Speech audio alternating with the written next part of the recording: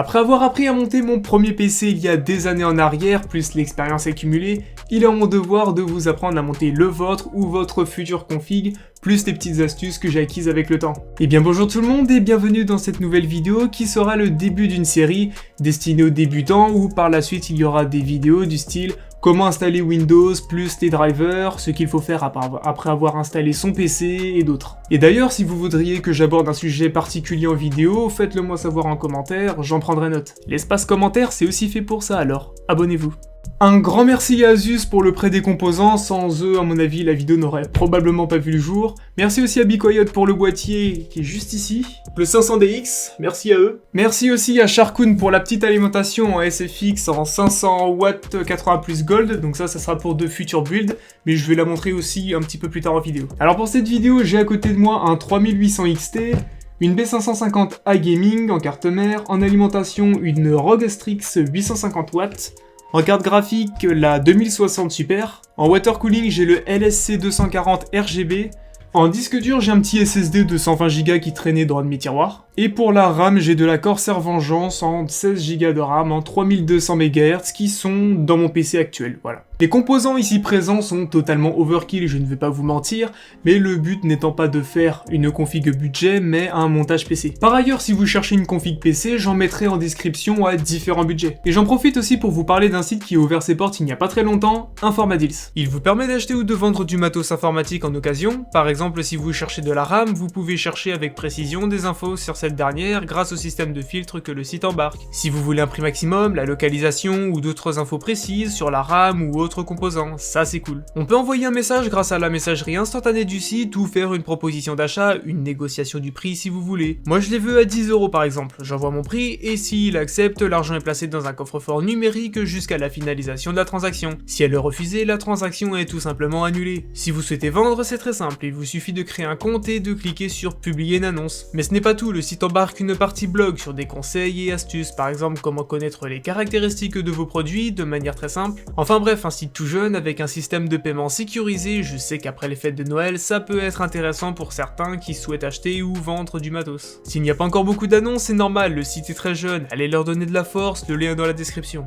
Avant tout, on va commencer par les prérequis. Prévoyez de la place, que ce soit sur votre bureau ou une grande table de préférence. Ce sera plus facile pour manipuler le PC. 3 verres? Oui, c'est pour trier les vis, ça aide toujours, ou sinon, vous prenez un petit tapis aimanté, c'est ce dont j'utilise perso. Et un tournevis cruciforme, de préférence aimanté, comme ça si vous faites tomber une vis lors du montage de la carte mère, c'est toujours plus pratique de la récupérer facilement. Un petit bracelet antistatique, c'est toujours utile, si vous n'en avez pas, ne vous inquiétez pas, touchez juste la partie métallique de votre boîtier PC et ça vous déchargera de l'électricité statique. Et pour ceux qui me disent que ça sert à rien, allez travailler sur une ligne de production de chez Intel par exemple et court-circuiter toute la ligne de prod.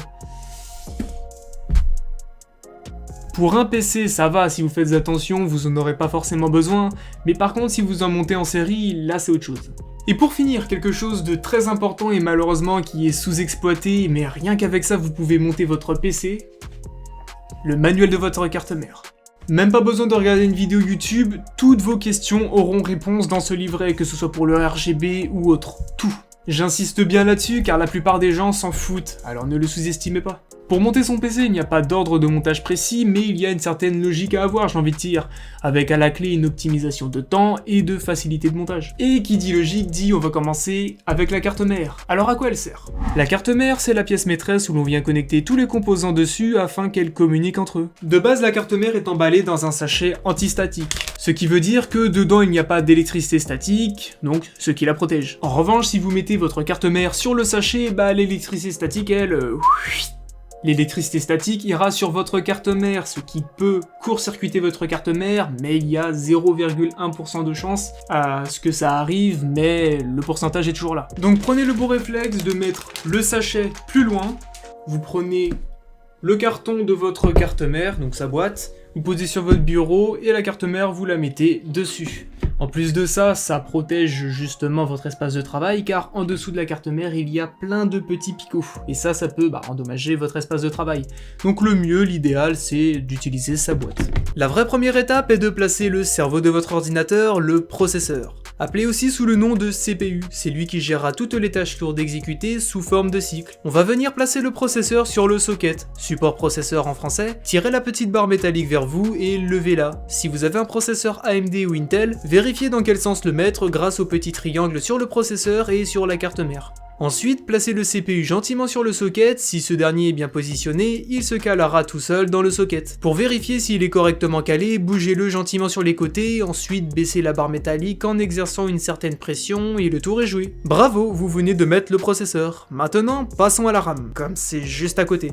De préférence, je préfère mettre les barrettes RAM tout de suite après avoir mis le pros, comme ça je ne suis pas gêné par le ventirad ou le water cooling. L'erreur de débutant serait de placer chaque barrette RAM sur les premiers slots, mais ne le faites pas car on va utiliser la méthode du dual channel. Alors qu'est-ce que c'est que ce truc? Il s'agit d'utiliser deux barrettes de même fréquence en paire afin de cumuler de la bande passante et donc doubler les perfs. Et mieux vaut utiliser deux barrettes plutôt qu'une car la charge de travail sera partagée entre ces deux dernières. Alors pour savoir où les placer, allez check le manuel de votre carte mère. Sur la mienne, je dois les placer en B1 et A2, soit le deuxième slot et le quatrième. Pour mettre les barrettes RAM, rien de plus simple, appuyez sur les côtés des slots pour pouvoir en clipser une. Ensuite, faites bien attention au sens grâce aux détrompeurs sur le slot et la barrette. Mettez une certaine pression en appuyant de chaque côté avec vos pouces et une fois que vous entendez un clips, c'est que c'est bon. Faites pareil avec la suite. Si vous avez un SSD en M2, je vous conseille de le mettre à cette étape, comme ça vous ne serez pas gêné avec la carte graphique ou avec la carte mère dans le boîtier, ce qui complique un peu la tâche. Il est temps maintenant de mettre en place un système de refroidissement, soit un ventirad ou un water cooling, au choix. Moi je vais mettre un water cooling, mais si vous mettez le ventirad d'origine ou un autre, la manip est similaire. Si vous souhaitez aussi mettre un water cooling, je vous conseille d'installer la carte mère dans le boîtier avant, comme ça ce sera plus facile pour fixer le radiateur. Et au contraire, si vous comptez mettre un ventirad, fixez-le avant de mettre la carte mère dans le boîtier, vous vous épargnerez de nombreuses galères. Quel que soit le système de refroidissement, la pâte thermique est logiquement pré-appliquée, je dis bien logiquement car il se peut, et ça m'est déjà arrivé, que la pâte thermique soit à peine pré-appliquée et ça fout vraiment les boules car le refroidissement ne sera pas du tout efficace.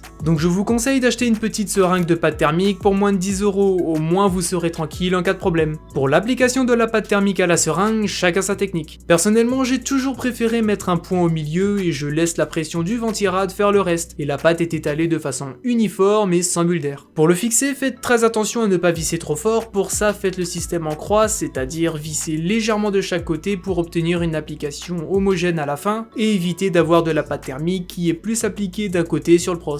Ensuite, connectez simplement la broche 4 pins sur un port CPU fan si vous avez un ventirad et sur un water cooling IO pump ou encore pump fan pour la pompe. Si vous avez un problème, regardez dans le manuel de votre carte mère. Avant d'installer la carte mère dans le boîtier, je vous conseille de passer le câble d'alimentation CPU par la cavité en haut à gauche car sur certains boîtiers, il se peut que la carte mère soit trop proche du trou pour passer le câble et donc devoir redémonter la carte mère à nouveau pour pouvoir passer le câble, ce qui est assez frustrant. Après avoir mis votre ventirad, il faut mettre la carte mère dans votre boîtier, mais avant n'oubliez pas de mettre la backplate IO Shield de votre carte mère. C'est pas obligatoire, mais c'est mieux pour éviter la poussière. Pour ma part, elle est déjà prémontée sur ma CM. Il se peut que dans votre boîtier, les entretoises pour venir fixer votre carte mère ne soient pas présentes par défaut. Si c'est le cas, checkez les vis fournies avec le boîtier et vissez-les. Prenez les vis fournies avec le boîtier et fixez la carte mère aux entretoises du boîtier. Branchez le câble ALIM CPU en 8 pins qu'on a mis juste avant sur son port pour pouvoir alimenter le CPU. Vous pouvez en profiter pour brancher le ventilateur arrière et ou les autres ventilos présents sur les ports, chat fan ou 6 fan, qui sont destinés à les alimenter.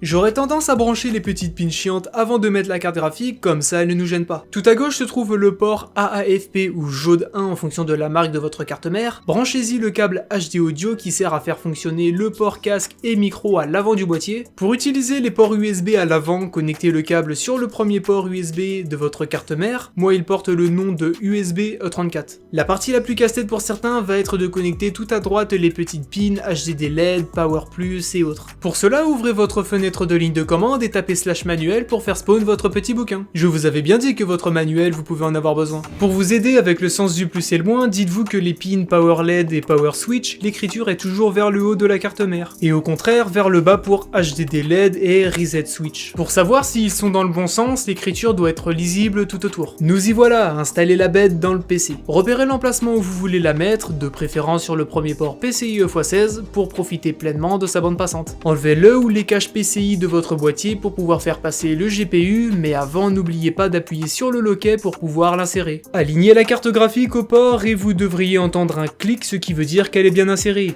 Il ne vous reste plus qu'à visser à l'arrière pour la maintenir. Place au stockage. Dans le boîtier se trouvent plusieurs emplacements pour y installer soit un HDD en 3,5 pouces ou un SSD en 2,5. Prenez les vis pour disque dur, si vous ne savez pas lesquels prendre, regardez le petit dock du boîtier. Oui, il y en a un aussi. Ensuite, fixez le stockage au compartiment de votre choix. Place à la dernière pièce à insérer dans votre machine de guerre, l'alimentation. Principalement, on utilise le format ATX, mais il existe aussi des plus petites sous le nom de SFX, destinées principalement aux builds mini TX toutes mignonnes. Donc la taille de votre config souhaitée peut aussi influencer sur la taille des composants, comme la carte mère d'ailleurs. Branchez les câbles directement sur l'alimentation, ça vous évitera des pulsions sanguinaires de vouloir balancer votre machine de guerre par la fenêtre. Ensuite, insérez-la vers le côté gauche à l'arrière du boîtier et vissez-la. Vous savez ce qu'il vous reste à faire? Tout brancher, exactement. Passez le câble d'alim de la carte mère, celui en 24 pins, sur le côté pour optimiser le câble management, le câble USB 3.0 pour l'avant du boîtier, l'alim de la carte graphique. S'il n'y a pas de port, ne vous inquiétez pas, c'est qu'elle est alimentée via le port PCIe de la carte mère. Sur votre ou vos disques durs, connectez-y l'alimentation et le câble SATA que vous viendrez en même temps brancher sur le côté de la carte mère. L'heure de vérité a sonné, n'oubliez pas d'appuyer sur le bouton à l'arrière de l'alimentation, sinon votre PC ne va pas démarrer. Si votre PC démarre, GG, vous venez de monter votre monstre de guerre. Si ce n'est pas le cas, vérifiez la connectique au niveau des petites pins, car 99% du temps, les soucis viennent de là. Ensuite, prenez le temps de faire votre câble management pour que tout soit propre et que le flux d'air soit optimisé. Je crois que j'ai rempli mon rôle de sensei pour aujourd'hui, en espérant vous avoir aidé. Si c'est le cas, merci de laisser un petit pouce bleu, ça fait toujours plaisir.